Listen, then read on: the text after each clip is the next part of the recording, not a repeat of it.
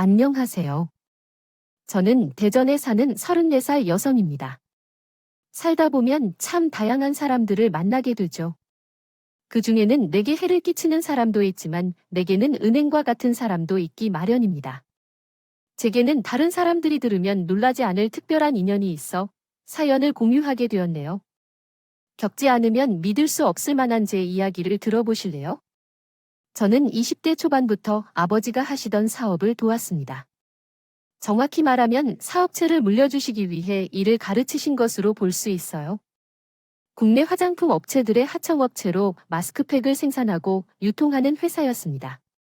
20대 후반에는 본격적으로 경영을 승계하고 자체 마스크팩 브랜드를 만들어 홍보하고 판매하면서 3년 만에 매출 1,000억을 달성하기도 했어요. 아버지 세대와는 달리 다양한 판매 유통망을 모색한 결과였죠. 해외 시장에서 한국 화장품이 인기를 끌면서 수요가 늘어났고 홈쇼핑 및 자체 인터넷 쇼핑몰에서 판매했거든요. 30살이 된 어느 날 CEO 모임에서 만난 지인이 좋은 사람이 있다면 남자를 소개시켜줬습니다. 연애 연자도 모르던 저는 혹시 실수를 할까봐 긴장하며 소개 장소에 나갔었죠. 안녕하세요. 소개받은 박상우 변호사입니다. 반갑습니다. 저는 최면입니다. 서울에서 대전까지 멀리 오시게 해서 감사합니다. 아니에요. 이렇게 예쁜 분을 소개받는데 당연히 달려가야죠. 실물이 사진보다 더 아름다우시군요. 화장품 사업을 운영하신다고 들었습니다. 네, 아버지의 물려받아 싸고 계십니다. 개인 변호사 사무실을 하신다고 들었습니다. 사무실을 개업한 지 얼마 안 됐어요. 영어를 판다고 뛰어다니느라 정신이 없네요. 많은 사람들을 만나고 다니는데 변 씨를 소개받으려고 그랬나 봅니다. 변호사라는 직업 때문인지 언변이 좋은 사람이었습니다. 처음 소개받은 날, 4살 차이는 궁합도 안 본다며 자기랑 결혼을 전제로 만나는 게 어떤지 묻기도 하더군요. 그냥 짝사랑이라는 게 무엇인지 호기심으로 만난 나는 그 남자에게 대해서 말했다. 영업당을 그대로 다녀왔지요. 수리한 말발과 적극적인 열정에 매료되어서 그랬죠. 서울과 대전 사이의 거리가 있음에도 불구하고 남자 측 문은구에 열성적이었습니다. 만난 지 1년도 되지 않아 양가 인사를 나누고 약혼식을 올리게 되었고 우리 결혼식도 그렇고 신작살림도 전부 대전에서 하는 게 어떨까요? 자기 회사 기반도 대전이고 장모님도 그렇게 하는 게 편하지 않을까 싶어요. 그래도 돼요. 오빠한테만 아닌 분들이나 시부모님은 서울이라 불편하실까요? 서울, 대전 뭘 몰라요? 대부분 축의금만 보내거나 친척분들은 버스 타고 올 건데 무슨 걱정이 있어요? 자기는 건강관리만 하고 다른 것에는 일절 신경 안 써도 되지만 빨리 결혼을 하고 싶다. 혼인신고라도 확 먼저 해버릴까? 최면 박상거라도 도장을 쾅쾅 찍고 호빠 이 차는 어떨 때는 뭘 마실지 정도를 알고 있으니까. 다음 주에 우리 집에 밥을 먹으러 오라고 엄마가 그러셨다고 해요. 결혼 준비 상의할 것도 있고 오랜만에 얼굴 보고 싶어요. 시부모님은 우리 집과 같이 사업을 하시는 분들이시다.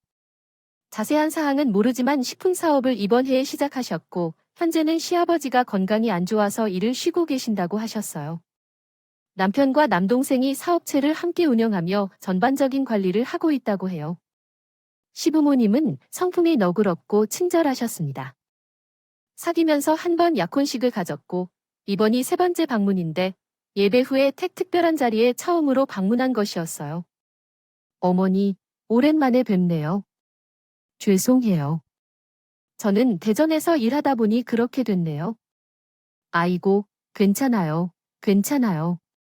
결혼 전에 시댁을 방문해봐야겠다 싶어서 식사 초대를 해드릴 거예요. 부담 가지실 필요 없어요. 어여 앉아서 귀한 걸음 해주셔서 감사해요, 아가. 오빠는 매우 바빠서 조금은 물러난다고 하더라고요. 저가 식사 준비를 도와드릴까요? 아니요. 손님이 어째서 그런지 모르겠지만 여기까지 오는 것도 고생했을 텐데 먼저 쉬세요. 상호간의 이야기를 하다 보니 아빠랑 동생도 공장에 일을 하다 보니 조금 늦어진다는군요. 우리 여자들끼리 결혼식을 계획하고 수다를 떨면 어떨까요? 감사해 어머니. 빈손으로 오는 것 같지 않아서 하늘안과 삶 준비해봤어요. 무엇을 좋아하실지 모르겠어요. 우리도 이런 필요한 것들을 못 드려서 이렇게 자주 도와주시는데 어떻게 창욱이도 어디서 너 같은 복덩이를 데려왔는지. 회사 운영하실 때 힘들지 않으셨니? 결혼하면 시댁에 자주 가실 필요 없다고요. 너희들이 알콩달콩하게 잘 살고 계시는데 요도야, 아차페 정신 좀 바람직하지 않아요? 멍청한 소리지. 아줌마, 여기 마실 것 좀 가져다 주세요. 들리지 않나요? 아줌마, 어머니가 음식 준비하신다고 바쁘신가요? 제가 가서 말씀드릴게요. 손도 좀 씻고. 예비 시댁에 도착하자마자 인상. 좋으신 아주머님께서 쟤를 반겨주셨는데 시대에서 일하시는 정보인가요? 보여라고 해주셨어요. 친절하게 짐도 들어주시고 신발도 가지런히 정리해주시는데 다른 걸 보지 않아도 손끝이 아름답다는 게 눈에 보였어요. 안녕하세요, 이모님. 사후신랑으로 결혼을 하게 된 최미인이라고 하며 물 한 잔 드실 수 있을까요? 모모 씨가 맞아서 드려야 하는데 깜빡했네요. 직접 딴 끝인데 그것이 뭐일까요? 첫째 도련님의 약혼녀라고 들었는데 어째서 이렇게 흐르는 귀가 써요. 식혜 좋아해요. 감사합니다, 이모님. 부모님이 참 귀해서 키우시면 좋겠네요. 제가 오늘 맛있게 저녁 해드릴게요. 쉽게 먹어보니 맛있네. 음식 맛이요. 어떨지 모르겠지만 말씀만이라도 감사합니다. 가정부 이모님은 첫인상과 동일하게 따뜻하고 우아한 분이셨어요. 신기하게도 처음 만난 것 같지 않고 오래 알던 사람처럼 친근하게 대해 주셨어요. 그리고 제 모습을 주의 깊게 살피는 눈빛이 조금 의아했는데 암튼 어떤 감정이 가득한 눈으로 계속 쳐다보셔서 어떤 실수를 했는지 의문이 들 정도였습니다. 시간이 지난 뒤에 예비 시아버지와 시동생, 그리고 약혼자가 도착했고 정말 엄청난 식사를 대접받았습니다. 맛도 일품이었지만 정성이 한가득인 음식 때문에 간만에 과식을 한 것 같아요. 식사 도중에 제 곁에 계신 가족분들과 결혼에 관한 다양한 이야기를 하며 나누었습니다. 작별 인사를 하고 나오는 길이었습니다. 문 앞까지 대응해준 약혼자에게 그만 들어가라 인사하고 제 차에 타려고 할 때였죠. 갑자기 가정부 이모님이 혼자 오시더니 제 손에 종이 쪽지 하나를 쥐어주시는 게 아니겠어요. 무슨 일이에요? 하고 여기서 벗어나면 혼자 있을 때 읽어봐요. 전 바로 들어가 봐야 해서 길게 설명 못해요. 꼭 혼자 읽어보세요. 긴급한 말투로 다짜고짜 제게 쪽지를 건넨 이모님은 서둘러 시댁으로 들어갔습니다. 운전을 하고 대전으로 가는 내내 가정부 이모님에 대한 의문이나 궁금점이 머릿속에 한가득이었어요. 혼자 생활하고 있는 오피스텔에 도착해서 주머니에 넣어둔 쪽지를 펼쳤는데 내용을 읽자마자 아연실색할 수밖에 없었습니다. 쪽지에는 박상욱은 유부남입니다. 부인과 딸이 있어요 라는 글이 적혀 있었습니다. 가정부 이모님이 거짓을 말하거나 일부러 그럴 리는 없다고 생각해서 한참 동안 내용을 곱씹어 떠랬죠.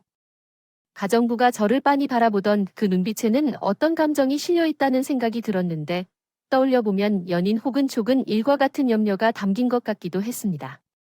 다음날 지체할 수 없어서 아는 분을 통해 긴밀하게 흥신소를 소개받았습니다. 저는 전직 형사라고 자신을 소개한 채로 향신소 대표에게 예비 신랑의 신상과 주변 인물들, 특히 부인과 딸이 있는지 상세히 알아봐달라고 요청했습니다.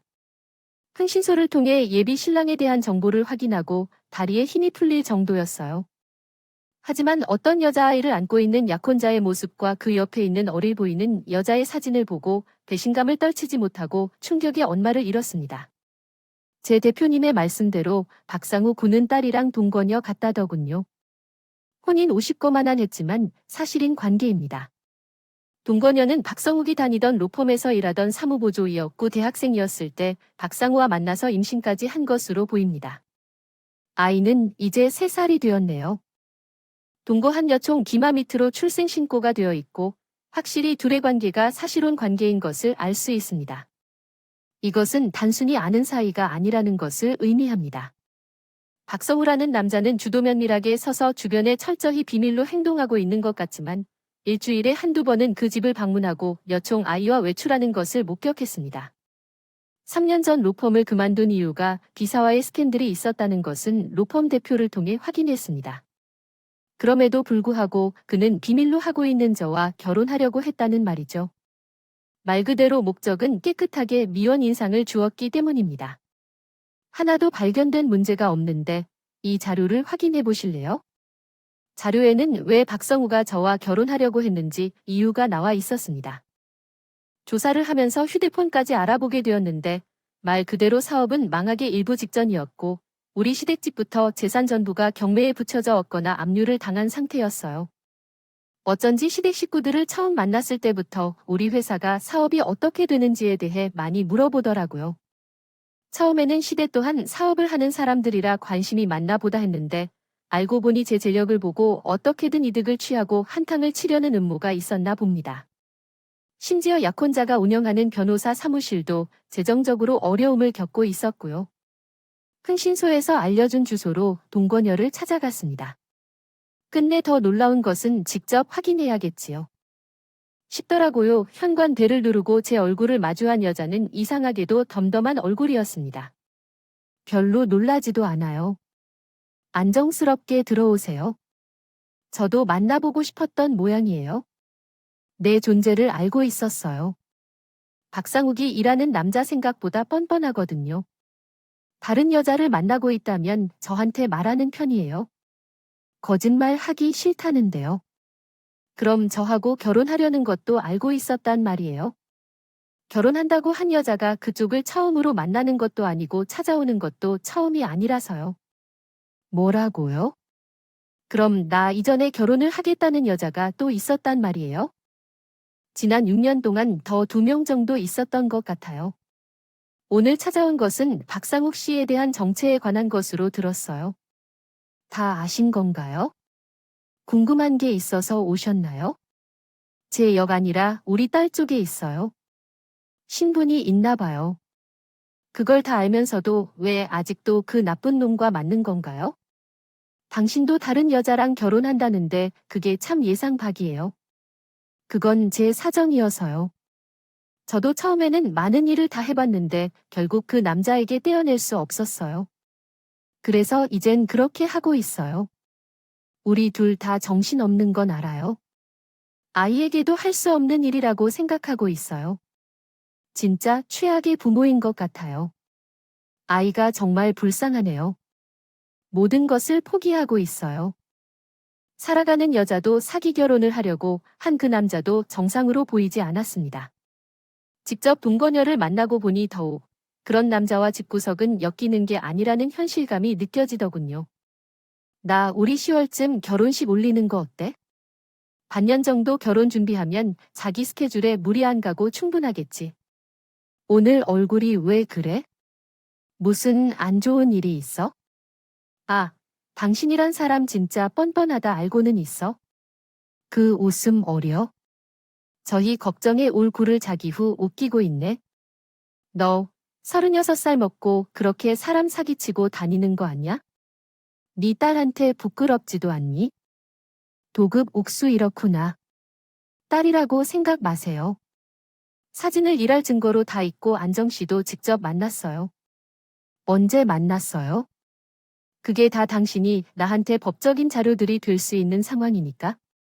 그런 걸로 따지면 당신이 혼인빙자로 띠서 받거나 있었는데 상관이 안 산다. 김마 씨는 사그였죠. 우리 회사 내 재산을 탐내서 접근한 건물을 알아요. 시댁이라는 게 망하기 일부 직전에 당신 사무실도 재정난이라는군요. 돈을 아주 의도적으로 받았어. 그래도 사기 시비일 아니라고 할 수 있어요. 있어. 또 아무리 그래도 나오다 어린 게 말 반토막인 거 아니잖아. 너 돈 좀 있다고 입으세요. 내가 너 털어본 것도 아닌데 뭘 그리 예민하게 굴어도 누구 간 거 없었단 거 끝이야? 지난 2년간 내 애정, 노력, 시간은 뭔데? 그건 아무것도 아니야. 이사겠구나. 파원이야. 흰색 약가따 정말 알씨. 진짜 구아. 년이랑 만나줬더니 맞네. 내가 너 재산 빼돌렸어. 솔까 말해서 우리가 결혼했어요에서 나왔어. 무슨 사기꾼이라는 거야? 쉬울 거야? 진짜 손 넘는 낼 막말을 아주 물 흐르듯이 하네. 아름다운 이별은 없다고 하지만 내가 진짜 더러운 끝을 만드는 건 아내가. 고아인 게 그렇게 싫었었으면 왜 결혼하자고 했니 아키 산이 탈생이 그런 게. 그럼 자랑이야 나 이래봐도 변호사야 잘나가는 전문가 남자 미쳤다고 과거에 할 수 없는 널 만나게 했어. 네 재산도 솔직히 입양해준 부모 덕분이야 잖아. 어디서 국시빌 좋게 할게 마지막으로 남은 구질구질한 미련까지 한 방에 해소해 주어서 잘 됐네. 다시는 보지 말자. 연락도 하지 말고 내 눈에 띄지도 마 뭐. 돈을 밝히는 당신이 더 잘 알겠지만 자본주의 사회에서도 내 힘이 얼마나 강한지 나한테 다시 한 번 했고 제발 내가 너를 매장시켜버릴 거야. 네가 그렇게 보잘것없이 무시하는 나한테 가장 많은 것이 돈과 힘이 아니겠죠? 끝까지 곧잘 추잡하게 자기 주장을 펼친 후에 집에 돌아왔습니다. 더구나 너무 힘들게 이야기했던 체험을 과거까지 되새겨 봤을 때 모든 일이 어떻게 진행될지 몰랐던 것 같아요. 심장이 두근거리며 눈물이 차오를 뿐입니다. 전에는 당당하고 강인한 말을 했지만 그는 제게 있어서 첫사랑이자 결혼을 생각했던 사람입니다. 그렇게 무덤 속에 넣을 수는 없다고 말했어요. 결혼을 앞둔 약혼자와 함께 제 부모님에 대해 언급한 적이 있었습니다. 저는 갓 태어난 아기였을 때 베이비 박사란 이름으로 버려진 아이였죠. 충남 논산에 있는 한 보육원 구석에 버려진 아기. 그것이 제 어린 시절을 설명할 수 있는 단서였어요. 다행스럽게도 초등학교 시절, 현재의 부모님께서 입양해 주셔서 10대 무렵부터 오늘까지 잘 살고 있습니다. 아무에게도 말하지 않았던 과거와 속마음을 꺼내 보였던 사람이 그런 사기꾼의 파렴치가 아니었단 2년 전에 스스로 1심에서 견딜 수가 없었습니다. 도대체 지난 2년간 사랑했던 남자는 누구인지 어떤 것일까요? 저처럼 남자에게 속았다는 것이 자존심도 상하고 비수가 되어 한동안 괴로웠습니다. 친정 부모님께는 의견 차이로 파문하였다가 오늘 통화를 하며 죄송하다고 했어요. 차마 축복을 받기를 기대했던 분들에게 사기당했다고 말하는 것이 너무 어려웠어요. 처음에는 충격을 받은 듯했지만 너라면 충분히 생각해보고 결정했을 거라는 말을 듣고 저를 위로하며 납득하셨어요. 파후의 어느 예비 시댁이든 전 약혼자는 다시는 되지 않을 것입니다. 마주하고 싶지도 않고 서울에 닿고 싶었지만 저에게 진실을 가르쳐준 가정부 이모님께서 많이 생각나셨어요. 달리 연락할 방도도 모르겠고 무작정 집 앞에서 기다리는 수밖에 없었습니다. 저녁 시간이 지나고 택시를 타고 나오는 가정부 이모님이 보였습니다. 이 물음 저 기억하시겠어요? 아가씨는 알다시피 파운드에 따른 소식을 들었는데 여긴 어찌된 일이에요? 이모님께 고맙다는 말도 못한 것 같아서요. 일단 차를 타세요. 집에 데려다 드릴게요. 일부러 나 때문에 여기까지 오셨다고요? 안 그래도 마음이 타는데 집에 데려다 주면 나야 고맙죠. 몇 달 만에 만난 이모님은 여전히 친근하고 좋은 분이셨어요. 마치 오랜만에 만난 친한 친구와 헤어진 것 같은 느낌이 드네요. 제 인생이 그 사기꾼 집안과 얽혀서 곤경에 빠질 뻔했는데 이분이 나를 막아줘서 더 감사한 마음이 들었습니다. 그래서 퇴근 후 피곤하실 텐데 차 한잔 하러 가자고 제안했어요. 정말 이 모임이 없었다면 제가 어떤 상황에 처해 있을지 상상도 할 수 없어요. 나도 그 집에서 3년 넘게 살면서 입 다물고 귀 닫고 하는 척만 하다가 아가씨를 보니 그렇게 안 되겠더군요. 예에 바르고 참을성 있는 사람이 모르고 당할 수 있는 일이 발생하면 내 딸이라면 얼마나 상처받고 힘들까요 생각하니까 내 발길을 돌릴 수 없어서 몰래 그런 쪽지를 남깁니다. 그래요? 아, 따님 계세요? 아이 구할로서 길었어요. 딸이 있었던 적이 있는데 지금은 없어요. 어릴 적에는 시장과 같이 갔다가 사라졌거든요. 올해 몇 살이세요? 아, 그래요. 저는 올해 32살이에요. 처음 아가씨를 만났을 때 우리 딸 아이가 아닐까 했는데 동갑이에요. 아마 살아있다면 아가씨와 닮았겠죠. 5살 때 잃어버렸어요. 벌써 27년이 지났네요. 시간이 많이 흘렀네요. 실종 신고를 했었고 여러 가지 조사를 해봤나요? 그래요. 아직도 연락을 기다리고 있어요. 아버지는 충격으로 일찍 세상을 떠났어요. 저도 아이를 잃어버린 곳에서 벗어날 수 없어서 대전에 계속 머물다가 몇 년 전에 이 집을 소개받고 서울로 일하러 왔어요. 대전이에요. 거기서 아이를 잃어버리셨었어요. 대전 아가씨라 해서 그쪽이 더 해준 의미와 마음이 쓰였죠. 다른 것은 안 바래요. 제가 죽기 전에라도 딸의 존재를 확인하고 싶네요. 이모님의 말씀을 듣자마자 처음 뵌 감정을 담아 빤히 쳐다보는 눈빛을 이해가 갔습니다. 나를 버린 친부모는 누구일까? 도대체 왜 버렸을까? 온갖 상상과 원망이 어린 시절이 떠오르면서 나와 반대로 아이를 잃어버리고 평생을 함께해야 할 겁니다. 그리움에 사는 이모님을 만나니 마음이 아팠습니다. 제 부모님은 과연 이를 알아찾아봤을까 하는 생각도 들었고요. 제 인생을 살게 하는 인이라며 제가 도움이 필요한 일이 있으면 언제든지 연락하라고 말씀하며 연락처를 교환했습니다. 처음에는 말없이 계셨던 이모님도 따님을 찾는데 도움을 줄 수도 있지 않겠냐며 저가 거주하는 대전에 대해서 받아들이셨어요. 따님의 실종으로 정기적으로 대전을 다녀야 한다는 말씀에 다음에 식사를 함께 하자고 약속하고 헤어졌습니다. 약혼을 한 후 한동안 주변 사람들과 약속을 잡거나 외출하고 싶지 않았지만 간만에 만나기로 했던 보육원 동기이자 친한 친구와 녀석을 만나기로 했어요. 친구는 저와 마찬가지로 이면계 사업을 하고 있었는데 중국과 동남아 시장에서는 입지가 탄탄해 보입니다. 미용 3 출신으로 헤어 제품을 만들어 저보다 먼저 자리를 잡은 친구는 저희 회사가 해외 진출을 할 때 실질적인 자문도 많이 해주고 활로를 개척할 때 누구보다 많이 도와준 운인이기도 했어요. 김희주 거룩을 까먹겠다. 중국 상하이가 그렇게 좋아 꿀 발라도 너무한다. 왜 반년이란 못 보러 와? 에스터 무슨 소리야? 내가 상하이 비행기 티켓까지 예매했는데 너가 아는 거잖아. 이번에 여행도 59분에 마스크팩이 상하이 쪽에서 지점만 아니라는데 이대전 지방에 있는 것 같으니라고요. 더는 그를 보고 싶었어. 나의 사랑 힘이 주는 힘이 더 필요했어. 최고로 미운 한이 땅콩아. 아주 말로만 사랑할 수 없다. 사랑한다고 하니 얘기는 뭐야. 눈빛을 통해 내게 무슨 얘기를 하는 놈이든 간만에 만난 친구에게 그 사기꾼처럼 약혼자 시대 얘기를 속닥속 담합니다. 내가 그런 것들을 가만히 두지 않아도 돼. 제대로 망하게 해야지. 정말 보살. 앞서 말한 최면 성격은 많이 죽었어. 뭐, 맞아. 어차피 집안 재정 상황은 나한테 보이니 내가 안 나서도 좋을 건데 모를까 길어. 그 정보는 모두 대단해. 그리고 또 구해준 돈도 내 인생을 구해준 히어로나 같아. 그분 참 좋은 분 같아. 27년 전 대전 재래시장에서 딸을 잃어버릴 때 5살 얘기를 아직도 포기하지 않으셨어. 5살 딸을. 다른 사람들도 비슷한 경험을 했다는 걸 나도 알아. 나는 5살 때 보육원에 갔었어. 너도 어릴 적 대전에서 젖살이를 했다고 했지.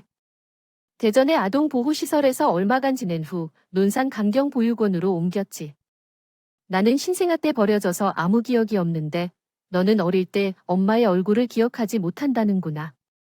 나는 조금 힘들게 엄마가 어릴 적의 날 위해 만들어준 게장이 구경나.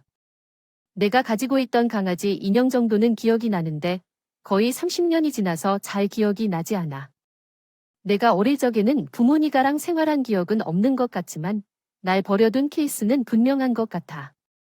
많이 자신이 없는 듯 싶어도 너는 5살이었을 때 부모를 잃었을 수도 있겠다 생각해.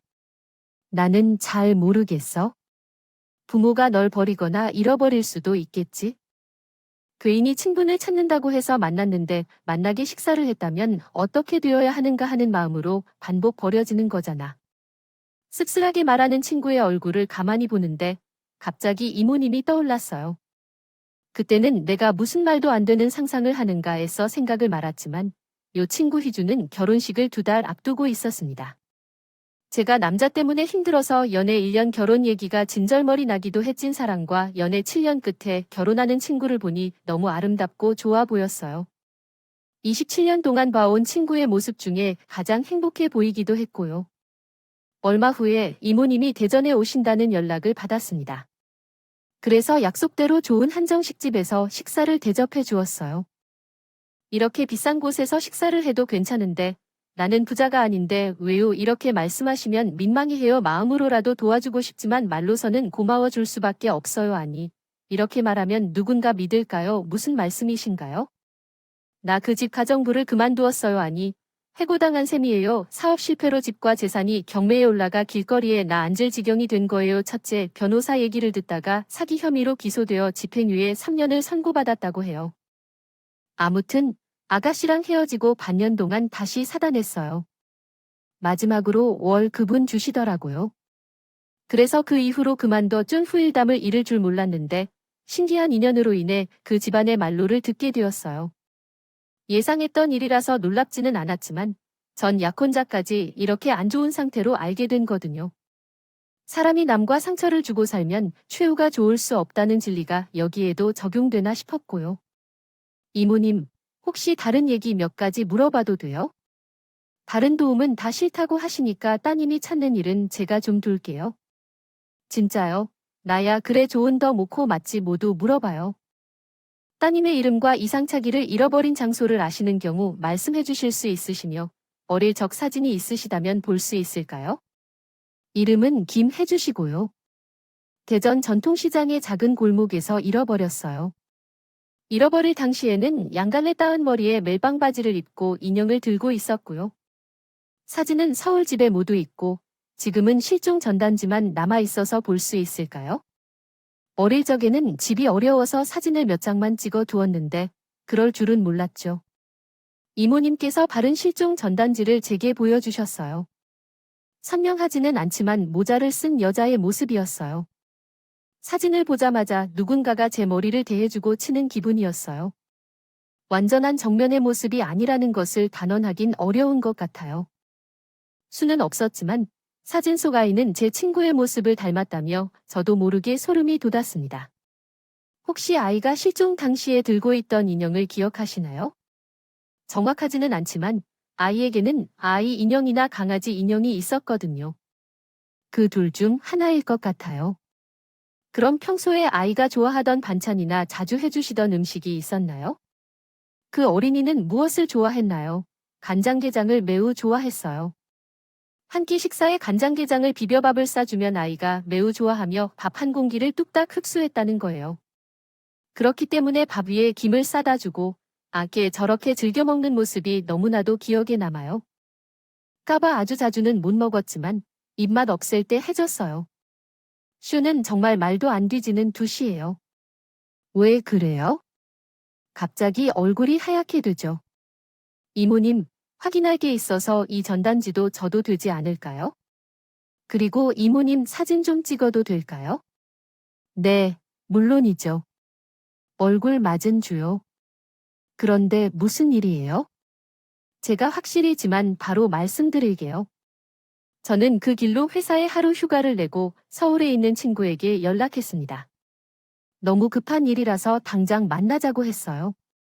다음 날 사업자로 다시 중국 상해로 돌아갈 준비 중이던 친구는 저희 연락을 받고 크게 놀라는 것이었습니다. 평소에는 웬만한 일로 흥분하거나 급하게 울지 않는 안정된 성격을 알고 있었기 때문이죠. 무슨 심리로 운전을 했는지 모를 정도로 빠르게 친구 비스텔로에게 달려가서 초미 오이드 무슨 일이야? 귀저녁에 이렇게 급한 일이라고 너 답글하지 않아 큰일이야? 아프죠 왜 그러는 거지? 이제야 일단 심호흡 좀 할게. 요즘 더 올라갑니다. 이 전단지 좀 봐봐오. 유디 문득 울리 실종 아동 찾기 소식입니다. 이 사진 속 아이 너야? 너 맞아? 힘들 때 도와주세요.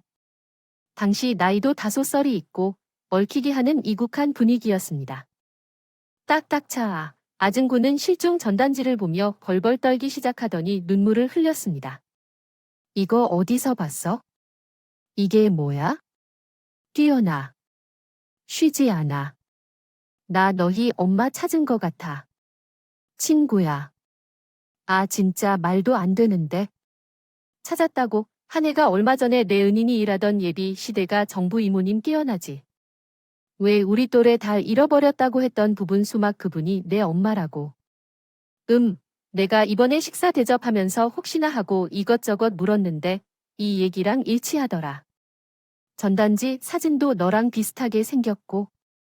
그분은 뭐라고 말씀하셨나요? 그때가 따끔하게 맞으시네요. 아, 혹시 몰라서 확신할 때 이야기하려고. 이모님 사진도 찍어왔어요.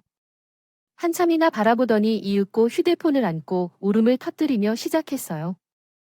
엄마를 애타게 부르짖는 친구를 껴안고 얼마나 울었는지 모르겠어요. 내가 이모님 연락처를 줄 테니까 너가 직접 연락하는 게 어떨까요? 사실 딸이 너에게 직접 연락하고 밝히고 싶어 할 수도 있겠다 싶었어요. 불편한 이모님에게 딸을 찾은 것 같다고 설레발 치지 않았어요. 너가 원하는 대로 얼마나 원하든지요. 순간 2컴마. 우미여 저는 지금 내 정신이 없어서 어떻게 해야 할지 모르겠지만 진정 좀 하고 생각해 볼게요. 이제 패려돔, 고모 친구야? 친구는 자네가 바로 연락하면 엄마가 너무 놀라실 것 같다고 하네. 그래서 상의해서 이모님과의 만날 장소와 시간을 잡아달라고 했지. 재회를 앞두고 엄마도 자신처럼 마음의 준비가 필요하지 않겠냐고 해. 나는 기꺼이 그렇게 따르기로 했지. 이틀 동안의 주말에 서울에 있는 이모님 집에서 두 모녀의 만남이 이루어졌다. 내가 함께 그 자리에 와주면 좋겠다고 해서 함께 갔다. 처음으로 이문신 집에 도착해서 상다리를 도와주는 이모님의 모습이 회개 음식을 준비했다. 거의 28년 만에 만나게 된 친구의 딸에게 따뜻한 밥을 먹이고 싶다고 준비하셔서 다 하더라고요. 소녀처럼 긴장하고 있는 이모님을 보니 쟤도 같이 떨렸습니다. 쟤도 친구 녀석을 기다리는 몇십 분이 1년 같이 느껴졌는데 이모님은 어째 하셨을까요? 친구가 형과 함께 문을 열고 들어오는 순간 모녀가 서로의 얼굴을 보고 주저앉아 올 때 더 이상 필요한 말은 없었나 써야 할까요? 그 긴 세월 동안 서로를 찾아 헤매고 그리워했었거든요. 겨우 감정을 억제하고 밥상에 앉아 식사를 했습니다. 제 이름을 김혜로 지었는데 불렀어요. 여태까지 김이 줄 생각했거든요. 아마 발음이 비슷해서 그런 게 아닐까요? 한글을 전혀 모르던 때 몰로 대전시장에서 잃어버려 대전에만 돌아다니셨나요? 저는 대전에 있다가 논산 강경보육원에 왔거든요. 잘못 버렸거나 잃어버렸을 것이라고 생각했어요. 논산적도 갔는데 간격을 생각하지 못했구나.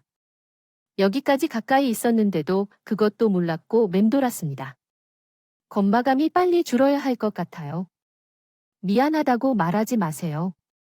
최선을 다해 이때까지 찾아주셔서 감사하다는 말씀을 드리려고요. 이제야 만난 게 어떻게 된 거죠? 실연이요? 친한 친구가 저희 가족을 찾아주다니 아직도 감동을 느낍니다. 나 스스로도 아직도 믿을 수가 없네요. 우리 모두가 수학적으로 설명할 수 없다고요. 읽어보았던 글을 재구성하면 다음과 같습니다. 언젠가 그들에게 빚을 어떻게 갚을까 고민했어요. 어머님 두 분은 제 새 인생의 은혜를 베풀어 주신 분들인데 제가 조금이라도 보답할 수 있다면 그 과정에서 행복을 느낄 것 같아요. 진심으로 정말로 좋아했어요. 앞으로 그들 둘 다가 행운의 길만 걷길 바라요. 친구가 부럽다는 생각도 들었지만 그보다는 초등학교 시절 혼자 입양되어 보육원에서 고교까지 지낸 친구를 보면서 미안하고 안타까운 마음이 컸어요. 그래서 더 축복하며 그들이 행운을 누릴 것이라는 믿음이 들었습니다. 두 모녀의 새해를 지켜보다가 조용히 집을 떠나 이만 시간을 함께 하라고 해서요. 다시 한번 인연이란 무엇일까요? 진정한 마음은 하늘에서 감동스러운 은금일까요? 의문도 들었어요. 인연이란 삶의 한 모퉁이에서 어떻게 만날지 모른다는 생각이 들었고 2달 뒤 친구의 결혼식이 있었습니다. 신부 대기실에서 꽃다운 모습으로 앉아 계신 걸 보니 얼마나 사랑스러우신지요. 장담하지만 그 순간은 세상 어떤 여자보다도 가장 아름다운 신부였을 겁니다. 정말 뛰어나시고 너무 고마워요. 너한테 어떻게 이 마음을 더 표현해야 할지 모르겠어요. 너에게 고맙다는 소리를 한 번만 더 해도 100만 번째 오겠다는 그만큼의 진심을 어떻게 전해드려야 할지요. 음악이 나오면서 쉬지 않고 약을 들고 사실 예비 시댁과 사기꾼 약혼자 때문에 왜 이렇게 상처받고 말도 안 되는 일을 겪는지 궁금해요. 나는 한 번 했었거든. 그런데 좋은 인연이 이어지려고 내가 발로 들고 싶었어. 예전에 나는 내게 항상 미안했어.